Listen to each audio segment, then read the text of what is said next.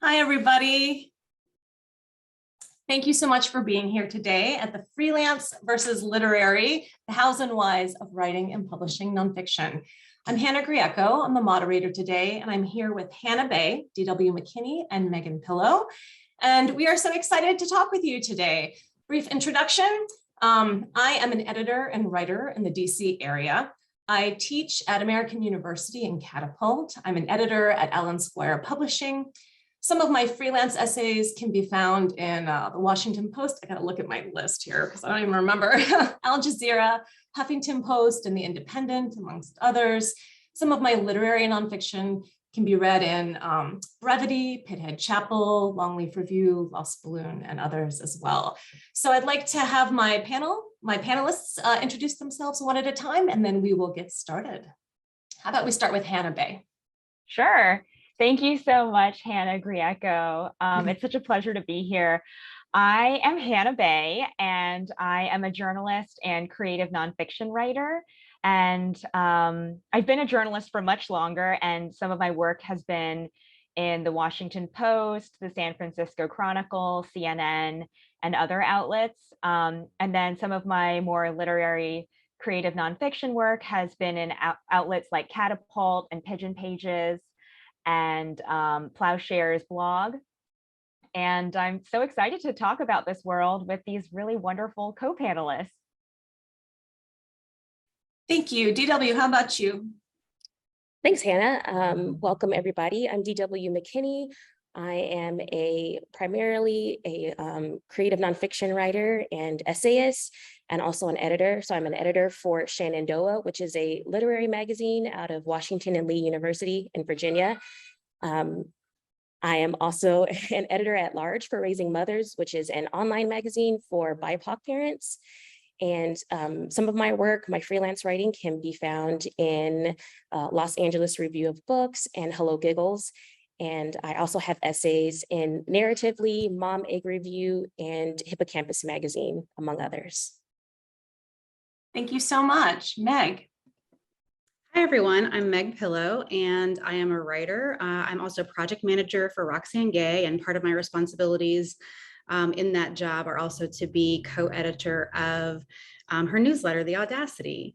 And my writing, I write primarily, I've written a little bit of poetry, but primarily fiction and nonfiction, some kind of more public-facing scholarship and essays. And my work can be found in places like Electric Literature, Guernica, Gay Magazine, Tri-Quarterly, and also places like Huffington Post. Awesome. Thank you all so much for being here. And let's just get right into it. We'll see how many of these questions we can get through today. And if at any time you, as an audience member, had questions that we didn't get to, or you wanted to maybe follow up, feel free to tag. I mean, most of us are pretty active on Twitter, maybe more than some of us would like to be. I certainly am. So find us. We all have websites, and maybe we can all say our Twitter handles or IG handles at the end. Somebody remind me, okay? And tag us, and I love to talk writing. I love to talk writing almost as maybe more than I like to write. So that's easy to do. All right, so first question today. What are some of the primary differences between personal essays and larger freelance publications versus essays and other forms of creative nonfiction in literary outlets? Who would like to start us off? Meg, how about you? Okay, sure. I was thinking a lot about this question, and I think there are lots of different ways that you can approach this.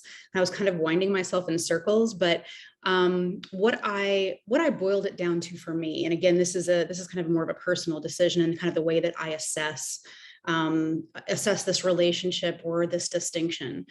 For me, it depends on whether or not I think a piece is more for me or it's more for a more public audience. And so when I am approaching a piece, when I'm evaluating it, when I'm thinking about where it's going to end up landing, I'm thinking, okay, is this something that is really more for me as a writer? Is that how the germ of this idea started? Or did this start with the purpose of me really thinking about a particular audience that I was going to write for? And oftentimes what ends up happening is those pieces that I really thought of, and this is the way that I always approach nonfiction in general, I'm always writing a piece for myself first, because if I write it for other people, then it ends up being less vulnerable. And so that usually is one of those thresholds that I think about is this really for me, or am I thinking about an audience in particular when I am starting that piece? I really love what Meg said.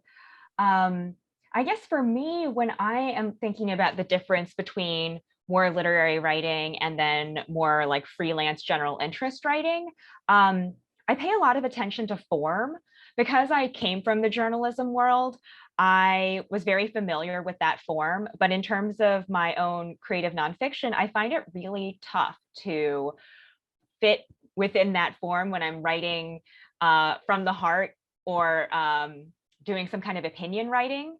And what I've noticed a lot is that there are so many more constraints around form for general interest publications. Like if you want to publish a personal essay or opinion piece with like a major newspaper, there are often pretty strict word limits, like 800 to 1200 words. So it's pretty short. Like in the literary world, that would be considered kind of flash nonfiction. And they want clarity most of all. And I find that really hard. Like you can't make a lot of risks in terms of how you're using language. And for me, coming from journalism, I was really blown away by the breadth of forms in creative nonfiction. Like I didn't even know what a lyric essay was until 2020, which is, like a literary essay that uses the lyric form of poetry and pays close attention to language and rhythm and just the sounds of the words. I didn't know about that, and those are some of the personal essays that I enjoy the most now. So yeah, just really paying attention to what form the pieces come in can really kind of guide you in terms of what kind of piece it is. I agree with Hannah. I was thinking about it too in terms of form, that it seems like with a personal essay, it's pretty straightforward, and you do kind of have like your thesis and your argument and kind of this like larger idea that you may want to kind of bring the audience in with, maybe with a little reporting or a little bit of research. Whereas with creative nonfiction, I feel like you can do so much more with it. You can play with order and time and language. And that's actually something that I miss with the personal essays, especially with larger outlets. I want to bring in some of that more beautiful language, but it seems like they kind of opt to have like a very straightforward, very plain, sometimes boring type of way of structuring your words. Yeah, I agree with all of you. And I often talk to my students about, like Meg said, the purpose of this, right? So if it's all about the story, both as an editor or as a writer, if it's just about the story and I want it to reach as many people as possible, then I'm not going to play with poetic language or symbolism, right? I'm going to tell that story like I'm talking to somebody, and it's going to be pretty straightforward, sometimes not very exciting language, like DW said, right? And I want as many people as possible to have access to that story so that my experience becomes this big experience, right? That other people can relate to and maybe learn from. But also it can feel formulaic, right? It can feel like it has to wrap up. Not every place is like this, and there's definitely crossover, but maybe it's gonna have a nice little light bulb moment and finish up, right? Where with creative nonfiction, I can explore depth and nuance and complexity in a way that I can't at a place like Huffington Post. They don't have the space for it. They don't have that audience, right? So I think it's just really interesting. And then I love it when I see people who do both, who reach that large audience, but still write such beautiful, interesting, longer feature essays. So yeah, there's always that room too. How do you decide as a writer, now we're talking just as a writer, how do you decide when to pitch a freelance publication versus write a draft first? And when to approach, and some of you started talking about this, but when you're starting a piece, how do you decide which direction you're going to go? Am I going to send this to the New York Times, or am I going to send this to a literary outlet? Like, how do you start thinking about that in terms of the purpose of your writing? And how about DW? Want to start this time?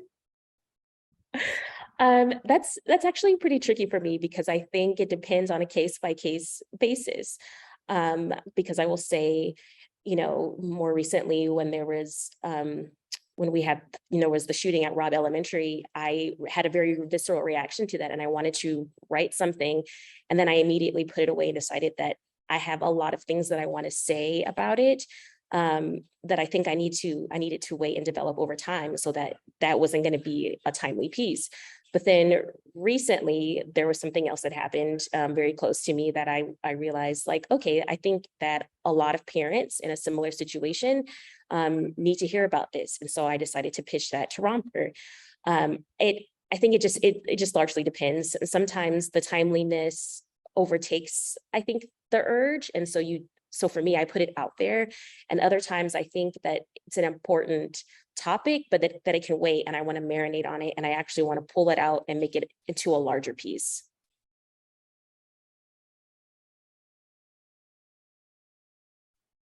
So many times the publication can really guide you. Like even if you're looking at different sections within a newspaper, for example, like for the New York Times, the op-ed section, which they now call guest essay, they would be more open to a pitch format where you don't have to have the complete piece. And in fact, they might even prefer that. But for a section like Modern Love, for example, they have very, very strict guidelines, like down to the word count, down to how they want the finished piece to be. And some writers have even gone as far as outlining like the structure that almost all Modern Love pieces take. There's like a formula to it.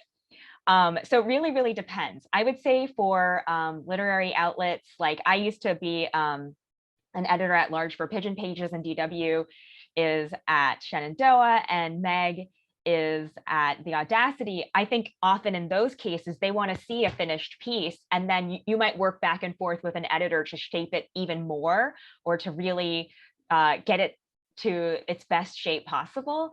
But they want to see typically a complete draft, a full, sense of what this essay is saying, what the takeaway is for the reader.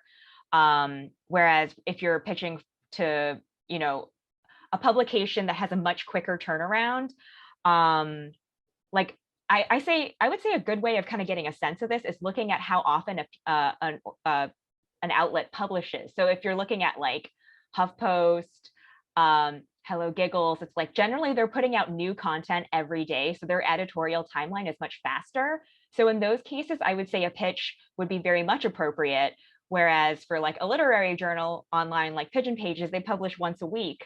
So that kind of gives you a sense of the cadence. And at least in my case as an editor, I've taken many months at times to work with a writer back and forth on a piece. So I think that can often be a good guide. You can also, I can just jump in really quick. If you're not sure, a lot of these editors are on social media. So like at Huffington Post, they're different editors. And when I pitch them, Huffington Post expects a draft on spec, which we can talk about what that means. We can sort of introduce that idea if we want. But different editors there have different ideas on what that means. Do they want a full draft, or do they want just like the first couple of paragraphs so they know what you're talking about? So if you follow editors on Twitter, they often will tell you what their guidelines are. And most editors, I think this is important for people watching, most editors, that's us, right? We're editors, are really nice. Many are writers and are much more approachable than you think. So if there's the occasional editor who is unkind, it usually is because of being very swamped and busy. There are exceptions, of course, but I think we can sort of bat down that idea we have in our head that these are not normal people doing normal live things, right? I mean, all the editors I've worked with have been lovely. So I just wanted to put that out there, that different pubs have different ideas.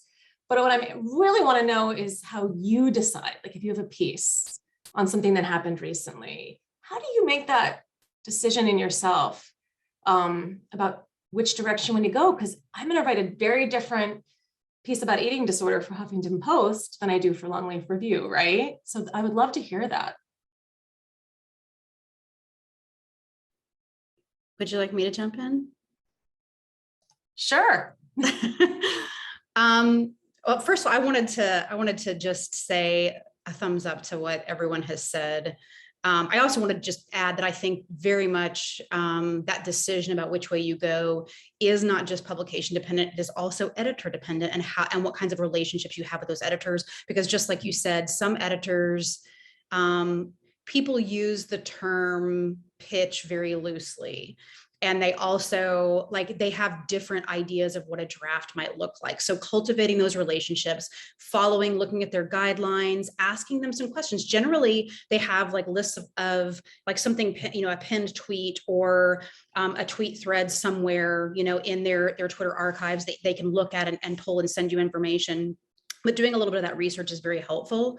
To that question about how we make a decision. What I will say for myself is I was thinking about what DW was saying about responsiveness, about how we have these visceral reactions to things. And oftentimes for me, what I have noticed personally is that if I have an intensely visceral reaction to something something topical, something in the news, that is usually my signal that I need to step back and not write something immediate about it. Because what usually happens is I am writing strictly from a place of emotion. I can write it, I can journal about it, I can draft it, but I am not going to send that piece out for publication. I'm going to let that sit and marinate for a while. If it's something that I feel like I can step away from and have some type of slightly more objective view about, that is what I might write about topically and relatively quickly. Because for me, and this may not be the case for everybody, for me, if I write something purely from an impassioned place that is about something really topical, oftentimes I will go back and look at that piece and think, I missed some nuance there. I missed some element of that discussion in my drive to deliver that piece of writing. And so that's usually a signal for me. I have to see how emotionally invested I am in that. And that emotional investment is really good because those pieces usually end up being very strong when I take that nuanced approach, but I have to take a step back. And so that usually is one of the guiding lines for me that determines that kind of answer. And when it comes to determining between pitches and prepped pieces, again, it just depends on my relationship with the editor.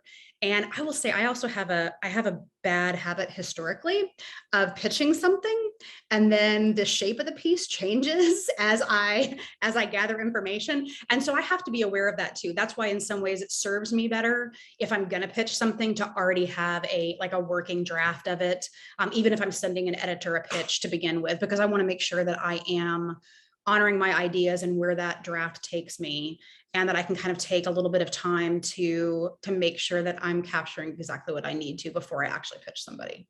So I know that was kind of a lot there, but that question stirred up a lot for me. So this is great. This is exactly the kind of information I think is really helpful especially for emerging writers, or for writers who've been doing this a while but still feel like their pitches or their pieces aren't always landing as frequently as they want. And of course, for all of us, it's still a numbers game. It's still hard. We all deal with rejection. No matter how big a writer gets, they are dealing with rejection. I have had some amazing novelists in my MFA program remind me that they have agents and New York Times bestselling books, and they are still struggling to land pieces, and that's normal. And I was like, okay, it's good to remember these things. I'm going to start this question with Hannah because of your history, that sounds really funny, your experience of journalism and as well as essays and literary writing.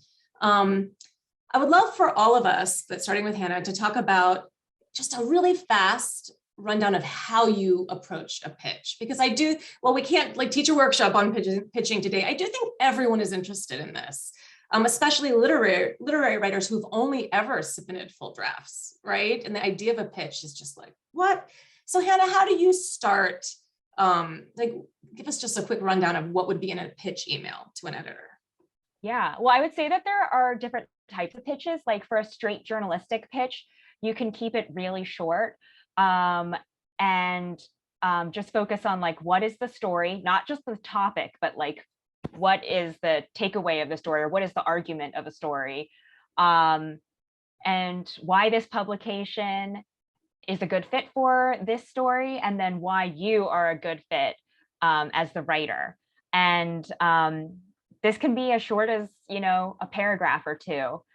For a literary pitch, I would say that it is some version of the same thing, but often I find a lot of guidance in terms of an outlet's pitch guidelines. And sometimes I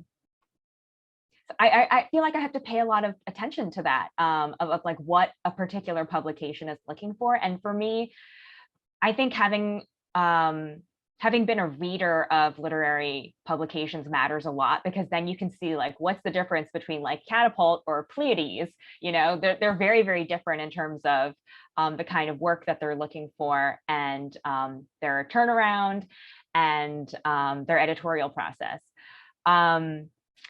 So yeah, I think that just having those basic components of like why this piece, why me, and why this outlet are very, very important.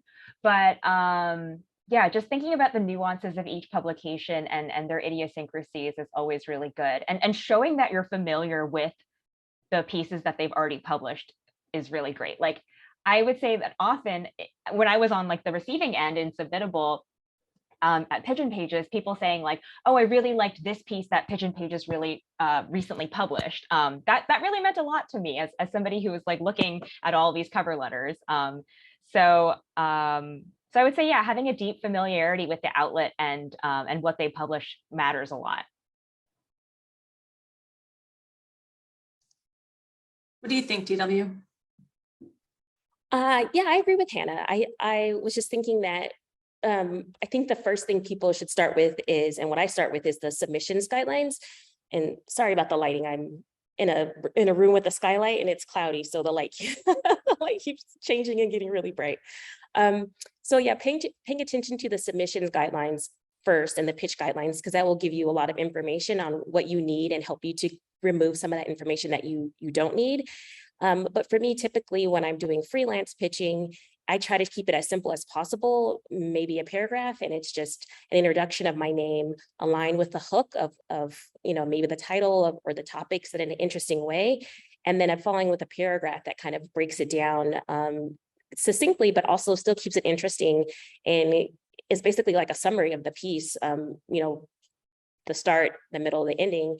And then I also follow that up with some clips that are related, and clips are just kind of like your publications. So clips that are related to the topic that I'm pitching, so that the editor knows that I have experience. And even if you don't have experience, because when I started, I didn't, just having something that shows your strong writing or recent publication also helps. And then again, with pitching to literary outlets, I'm trying to think about that, because I don't think I pitch very often to literary outlets, but when I did recently, but that was more for like their blog. And sometimes even then the writing, I feel like treads a middle ground. So not so much like, a freelance, not like an outlet like, HuffPo or WayPo, and not kind of like what they usually, publish in their publications, but something that kind of blends both of those, if that makes sense. Those were both such smart answers. I will only add a little bit to that. I usually, when I think about pitching in general, I think about what I call the inverted pyramid. And so I think about framing, like thinking about the larger cultural context that I'm writing in. What is the issue at large? What is kind of my intervention in that issue? Where am I kind of placing, my piece? And then why am I the person to write it? So it's like, it's big to small, right? The larger issue, my argument, and then myself. That's how I kind of frame most of my pitches. When it comes to literary, and that of course is more for like freelance publications, larger, more public facing outlets. When it comes to literary pitching, I also don't do that very often. The only times that I've done that is when I have been writing a particularly sensitive piece that needs some additional explanation. So for example, I published a nude photo essay several years ago. Dr. Gay was the one who ended up picking it up for Gay Magazine. I did not want people opening a piece with nude photographs of myself in it without the context. So that was one that I would submit as a pitch and say, here is the project that I'm working on. Please be aware that there are nude photos in this. I will submit this if you feel comfortable and receptive to this pitch. So usually it's something like that, that is out of the ordinary, something particularly strange, or maybe it is in terms of a form, it needs a particular explanation and context before I submit it. So that's usually my approach. Yeah, and if I can jump in really quickly, I would say that because maybe of my background in journalism, I find it really hard to write, pitch, or publish kind of short form opinion pieces, or to write to a certain specification. It's like my journalist brain knows exactly how to write like a reported out piece and hit the word count and do what it needs to do. And then my like literary writer brain loves to be free and write long. And in that form, I really let just the writing and how I'm feeling about it guide me.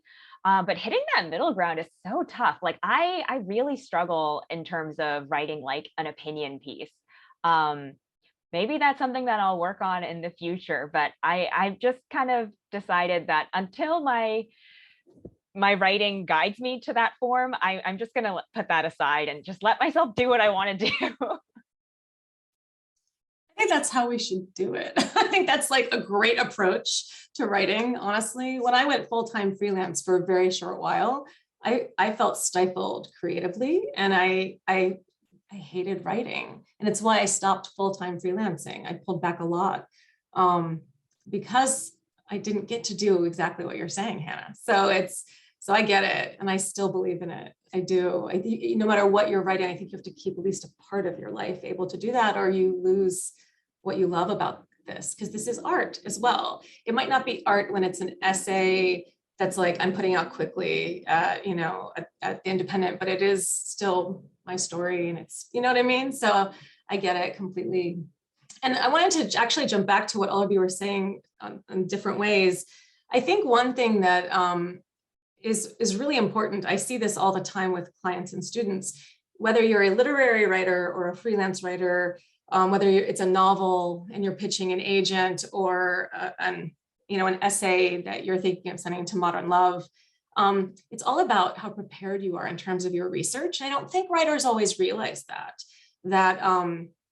I used to get it as an editor at JMWW, pieces that did not relate to our call, what we were asking for. Even if they're beautifully written, I'm not going to take a piece that doesn't fit the submission call, right?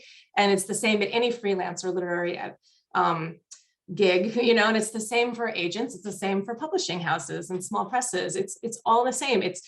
I loved what you said, Hannah, about saying a piece that you liked, because that applies to pitching an agent. If you know the agent, who they work with, and the books they've been a part of publishing, then you can speak to that agent as a person who's done your research. I'm picking you for a reason, not just sending it out to 50 agents.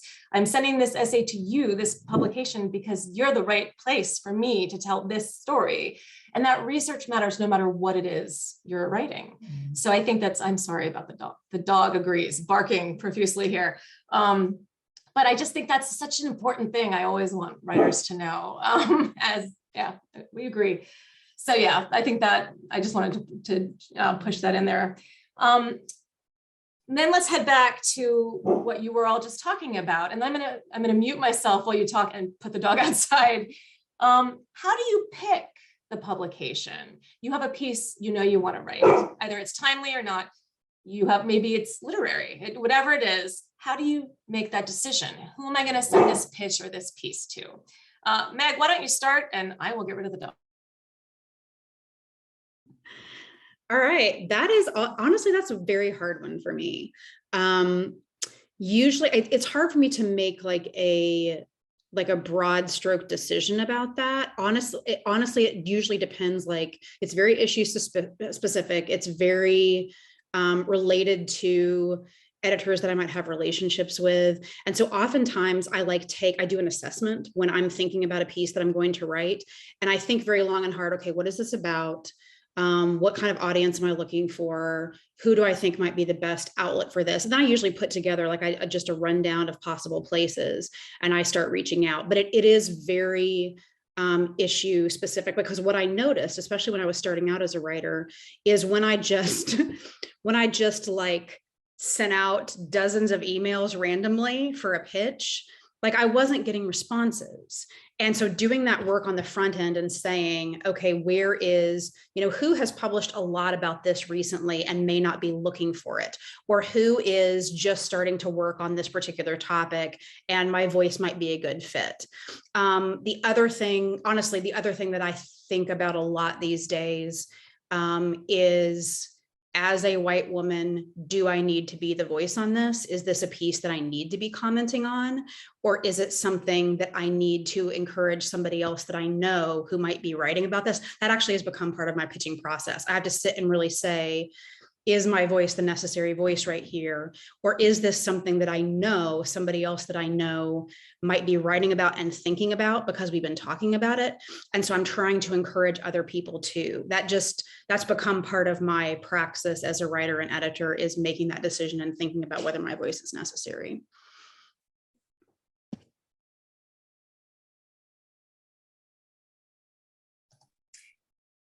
You got it, DW? Yes. I want to say thank you, Meg, for doing that, because I feel like a lot of people don't take the time to consider whether their voice needs to be added to the conversation. And we really do need, in general, more people. I think just looking at your experience, stepping back and saying like, hey, I may not have the life experience for this, even though I may have a big voice and a big platform, and just allowing other people to step forward. So I think in general, that's a practice that we should all adopt. And, thank you for modeling that. For me, I tend to pitch and submit to places that I read a lot, places that I love, places that I see my peers submitting to, and oftentimes places that like I aspire to see my words in, but I see people who are several levels above me or ahead of me in those places. And recently I've been asking a lot of my friends, my writer friends, for recommendations, because I realize that I have a bias. And so there's like, I think I'm realizing I'm kind of a snob when it comes to certain publications. Don't know if I should admit that, but I just have my favorites. I have things that, like, to me visually, I really like this aesthetic. And sometimes, if something has a bad design, they might be a really good publication, but I might not, submit to them. And so it's like, I need other people's input. And so I'm making space to invite more input and encouragement from others. And so lately I've been submitting to places that I don't really know about, but people who read them know that my work would fit there. And so I'm just kind of stepping out on faith a little bit more often lately. I love what DW and Megan are saying. I think that for me, being part of a community counts for a lot in terms of guiding my writing and guiding other people's writing. I have been on the receiving end of this. I recently had a piece that I had been working on, and I wasn't sure where it could possibly go, because I wanted to look at a couple different books that are all around the same topic, but these books were not terribly recent. Like the most recent one, this piece I pitched in like late 2021, and the book came out, the most recent of like the 3 books that I was writing about came out in 2020. And so I knew a lot of current events publications, like newspapers or news magazines, would be like, no, this is old news, I don't want to hear about this book. And then these other books that came out in like 2018. So I actually asked some friends who I know do more writing around this subject, and especially folks who, one of the books that I was writing about was translated from Korean. And so I asked people who have experience writing about works in translation, like, where would be a good place for this? And who is an outlet that seems receptive to pieces that are not, or books that are not published in like the last year? And that eventually guided me to Plowshare's blog. And So I'm really glad to have been able to ask people, some of whom I'd never met in person before, what they would advise. And I think that being in conversation with lots of different writers and reading their work and knowing who writes what and who has expertise in what is so, so important. And I try to do that for other people too. Like, I have some writer friends, and when I saw things in the news that were directly related to personal essays that I had read in draft form, I was like, hey, this is the time to pitch this. And so I've seen friends get amazing publications in Vanity Fair, Harper's Bazaar. And these were essays that they've been working on for over a year, but it was all about hitting the right timing and talking about an issue, but still being able to stay true to the literary purpose of the work. So I think that being able to encourage each other and to know when is the right time and to be able to lean on each other as writers is so, so important. Yeah, I'm just going to jump in and say, like, I think being in community is like extremely important. And sometimes we feel like we can just do this by ourselves, but we truly can't, because when we're in community, that's when we get the encouragement when we think we can't do it. We get the insight that we didn't have. We get the information that we didn't know that we lacked. And so, I feel like this year in particular, I'm benefiting so much more from being in community with others, and especially with people that I don't know, like Hannah Griego. Like, never met her in real life, but we are in community with each other every single day, and it has been incredibly beneficial. And so I just think that it is so important for people to reach out, and like, you have to let a little bit of your boundaries down so that other people can come in and help you, because I mean, that's just how your writing is going to get sharper, is like having other people be that stone for you to help sharpen you. I want to add one last thing, just because the community piece is so important. I have learned everything that I have learned and gotten every opportunity that I have gotten because of writing community. So even I appreciate what DW said, giving me a compliment. I don't really deserve a compliment for trying to lift other people up, because I learned that by watching other people. I didn't invent that myself. I used to be a writer who would go after any opportunity and not really think about that. So I learned how to do that. I learned that practice by watching other people. And I feel like every good thing that has come to me as a writer and editor has been because of writing community. Meg, same for me, exactly. And it's funny because I'll hear writers talk about how much they don't want to do Twitter, or social media feels like this cesspool to them. And I'm like, yeah, I can. But if you do it right, you're surrounded by amazing craft and amazing humans. And I came in very late to writing, in my 40s. I had never written, right? And I learned.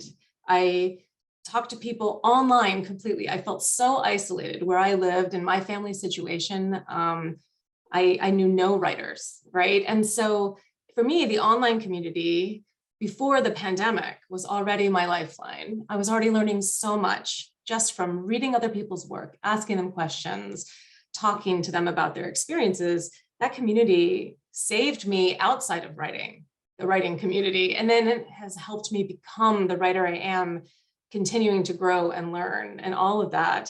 And yeah, I mean, DW, same. We talk all the time about writing and everything, just because like this is our life, these are our lives. And the pandemic came and it was so hard. Everything was so hard. But my writing life and world continued to grow and develop because of the people that I was so lucky to know. So when people say, I don't want to do Twitter, I say, oh no, do Twitter. And just like read people's work and tell them how much you like it. It's amazing how quickly you want followers, just like connect with people and love people and look what happens, right? So I don't think it's weirder than that, but I guess in this world that is kind of weird, just like love people, so. All right, so we're going to use that emotional space to shift gear out of pitching and the businessy end of it. And let's go into something that's really hard and complicated. How do you protect your privacy and your mental health when you are writing and publishing vulnerable personal essays and creative nonfiction? Who would like to start? I could start. Go for it. I really love what you said, Hannah, about social media. And I think that having boundaries around social media counts so much. Like, I am not posting my hot takes on social media. I am posting opportunities for writers. I am posting lots of other writers' pieces as well as my own, but trying to keep a positive vibe on there and then tuning out. Like I'm not scrolling all day long, and I'm trying to have boundaries around how I use social media and what I take away from it. So I think that is a huge way of protecting yourself.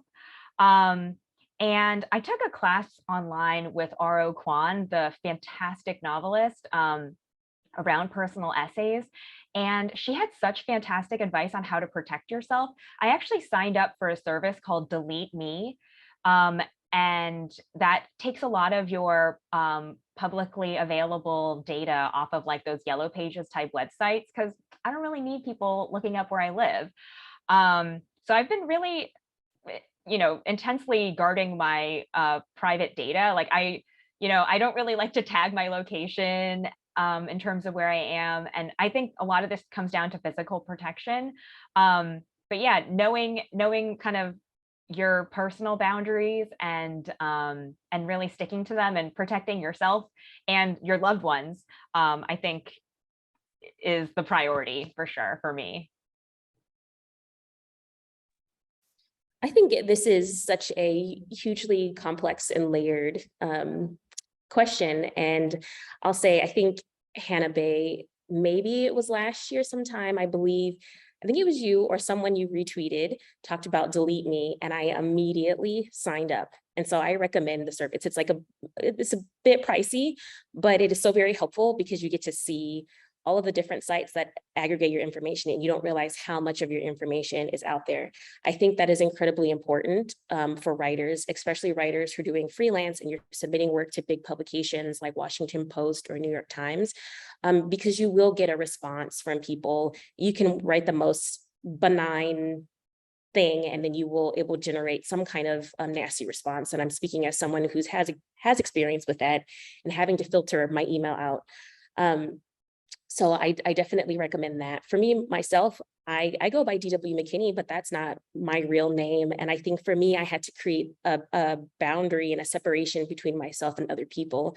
Because I think when you're reading someone's personal work and then you see them out and you're like, oh my gosh, and you just start talking about all the trauma and the stuff going on in their life. And it's like, you don't know that person at all. You read their work, but you don't have a relationship with them. And so me just having like a pen name helps me to separate like who I am as a writer and how and those relationships that I have with other people. So people who know my real name, they have all kinds of nicknames for me. Those are the people that I'm closest with. Those are the people that I can let in a certain way versus someone who's just in the regular audience or readership. And to that end, because I'm a parent, I also don't write about my kids. I write around them. So of course our lives intersect, but I don't write about their experiences most of the time. And I don't put their names on there because again, I'm trying to protect their privacy. So I think it's just a very, like I said, very complex, very multi-layered, that you have to put all of these different checks to kind of protect yourself and also the people who are immediately around you. As everybody has said, this is a very complicated question.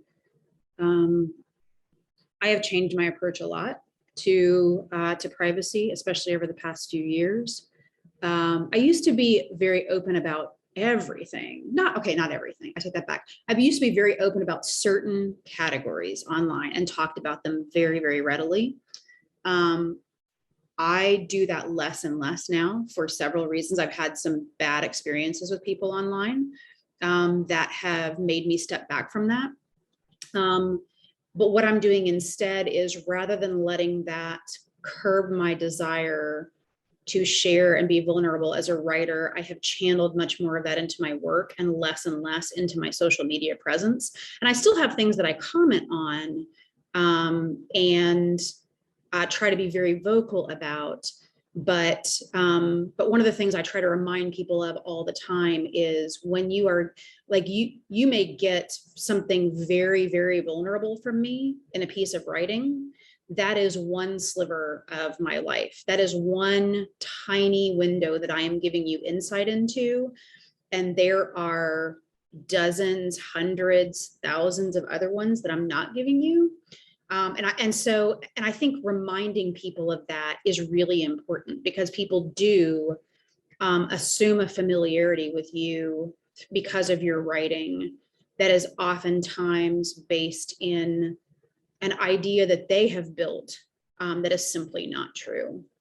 And I've learned a lot about this too, just from working with Dr. Gay and watching the way that she moves in the world and relates to people and deals with situations like this. Like, in a lot of ways, working for her is like an apprenticeship when it comes to writing and also the business of writing.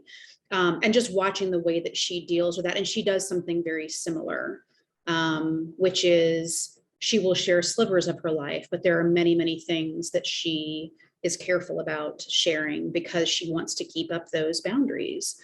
And so one of the things that I do differently now that I used to share a lot about, I'd go to a place and I'd take a photo and I'd post it while I was still there. I don't do that anymore. I don't post any photos around. I don't have location services on a lot of times. I put them on sometimes, but most of the times I don't post any photos, around my house and my neighborhood. If I go on vacation, I don't post any photos on vacation. I wait till I'm back to post them. Like, I have things that I have to do in order to protect both my privacy and my mental health, because I'm not going to stop writing about those vulnerable things. So I've just kind of recentered that focus. I was looking at my piggyback real quick. Go piggyback. Yeah, I was just going to say to what Meg is saying. If you don't know how to do the thing, like how to put the boundaries up, I think I totally recommend looking at someone that you admire who's doing that. And I say that because Dr. Roxane Gay is one person that I look to see like how she does it. Also, Tressie McMillan Cotton is someone that I look to, just like how they navigate the comments on social media, what information they put out there and how they respond has been really helpful to me to figure out how I want to be the type of writer who does or doesn't comment on certain, news events or whatever, or how much information I put out there. So I completely recommend looking at someone that you admire, someone who's in a position that you want to be in, and see how they do what they're doing to help maintain their mental health. Because if you start doing it earlier, then it becomes easier for you later down the road. That's a great point. It's true. I like Meg, I started sharing very personal essays with very large national publications as a new writer.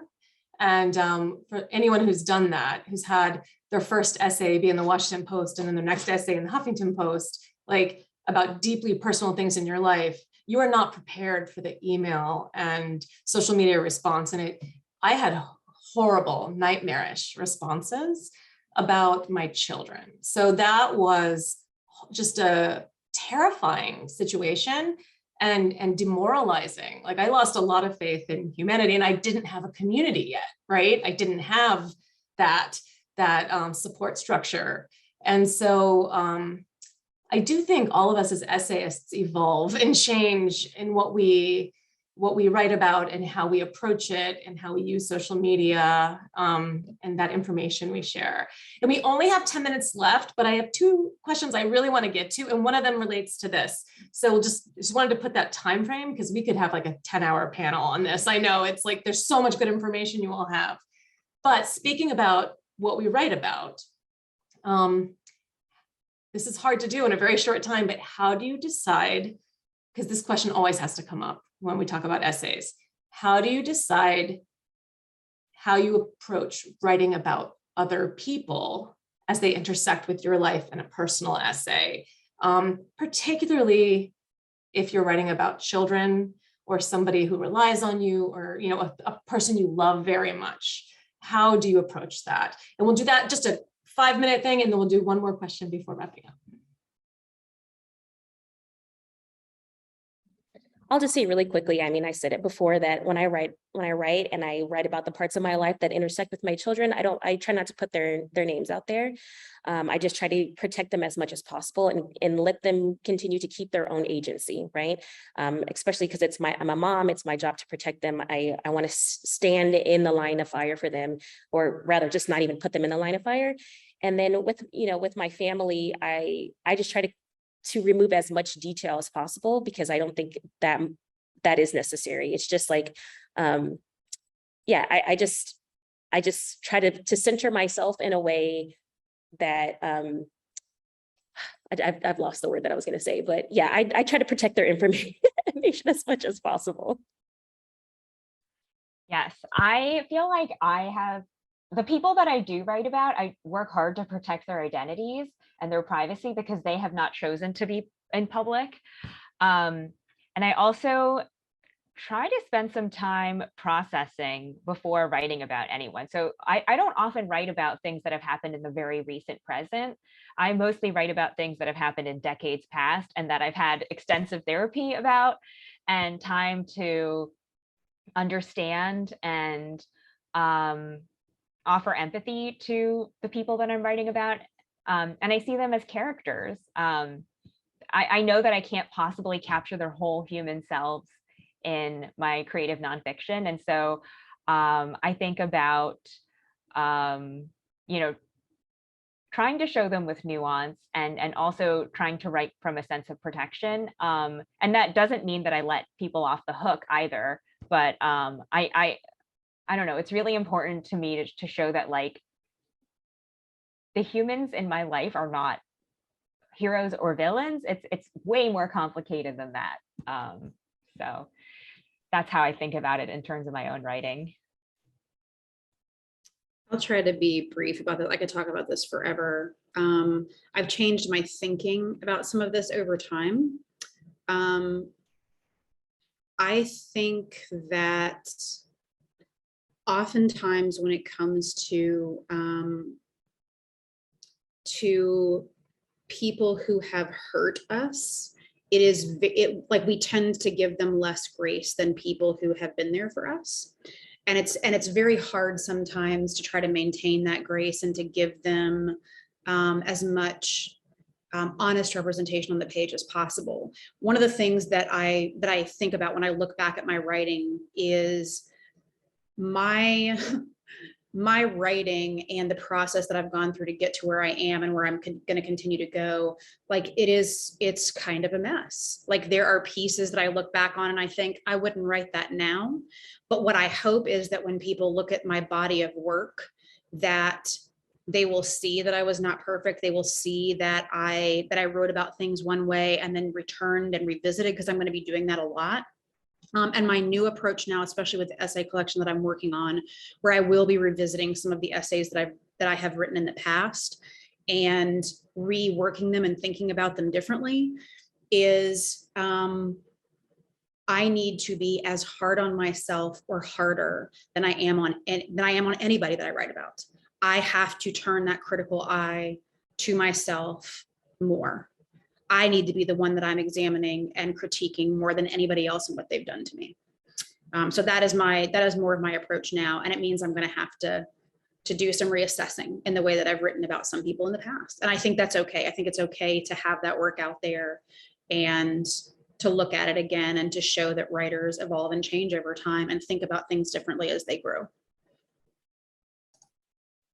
That's very helpful for me to hear, because I do have early essays that my intent was good, my purpose was kind, but I now go, I've learned some really important lessons, and you got to learn those lessons, right? And you just hope that as you keep changing and growing, you can explain that process as needed, to yourself and others. And yeah, but these are good questions for emerging writers to hear us talking about, right? As they're making those decisions, because we all make our own decision on how we, what that line is and how we walk it, right? So, all right, we only have a few minutes, and this is a big one, so it's hard to do in a few minutes, but talking about pay, which is so different, obviously, if we're publishing a poem in a literary magazine versus reported work, which is much higher pay than personal essays.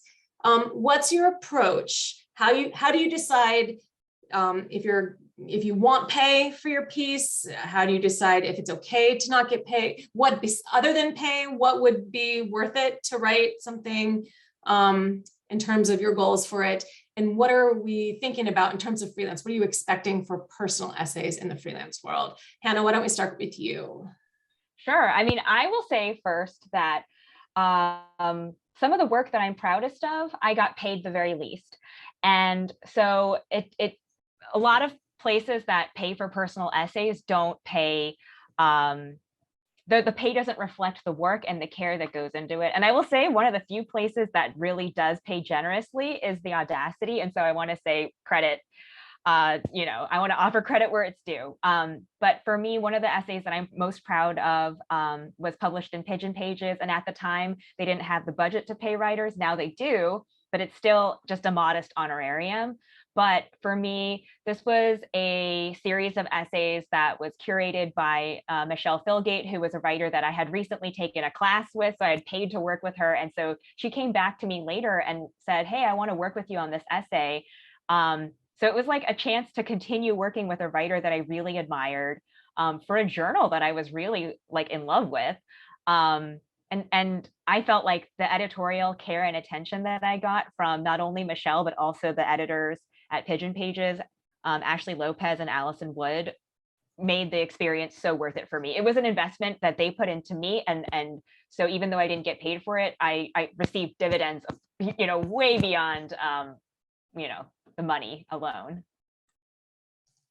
DW, how about you? What do you think about the idea of paying, of not getting paid, but maybe the name of the publication helping you get noticed, or the idea of, people will like, I can't pay my rent because with prestige, right? But in the literary world, we often get paid $20, if that, right? For a very long essay. So how do you approach pay with your nonfiction?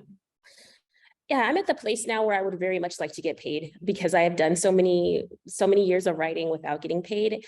I will say that some of my favorite pieces are pieces that I didn't get paid for, or that I got paid out of pocket. The editor paid me out of pocket, like for my graphic narrative review column. My favorite writing, I got paid the editor paid out of pocket. I really wish that we could pay, but I know that there's a lot of imbalances where some literary outlets don't have the grants, they don't have the funding, and so they don't pay. But that kind of like exposure really does help, because it's funny to find how many like big name readers, big name writers and big name editors, like what journals they're paying attention to, how, the big ones and the small ones. So it helps to kind of put your work into all of those outlets. But I am a big advocate for like pay transparency. I think even if you're a literary magazine, if you don't pay, you need to say that upfront. If you do pay, you need to say if it's $5 or $300, because that does help people gauge where they want to submit their work and where they want to get paid for their writing.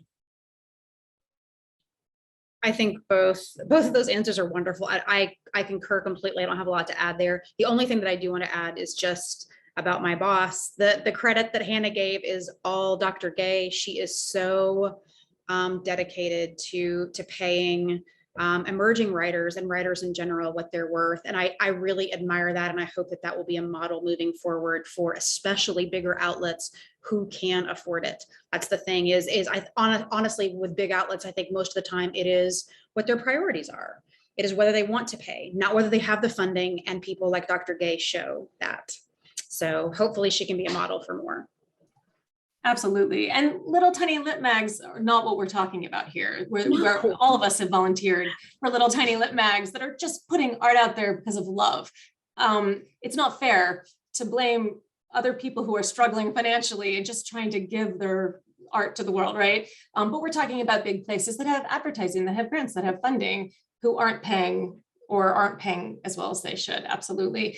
That is all the time we have, sadly. This wonderful panel, I could talk with you all day. Thank you for being here. Thank you for joining us on this panel. Any questions? Let's just really quickly give our social media tags. I'm on Twitter at WritesLoud, as you can probably tell, very appropriate. Tag me, we'll answer questions. DW, what is your Twitter profile? I'm the THEDW McKinney on Twitter and IG, and my website is dwmckinney.com. Excellent. Hannah, what is your social media info? My Twitter is Hanbae, Hanbae, and my Instagram is Hannah Bae, just my first and last name. Excellent. Meg, you please. I am Meg Pillow on Twitter. Wonderful. Tag us, tell us if you saw us today, ask any questions you have. We'd love to talk with you. Have a wonderful day. Thank you again for coming to our panel, and I hope you enjoy the rest of this incredible Lit Fest. Bye.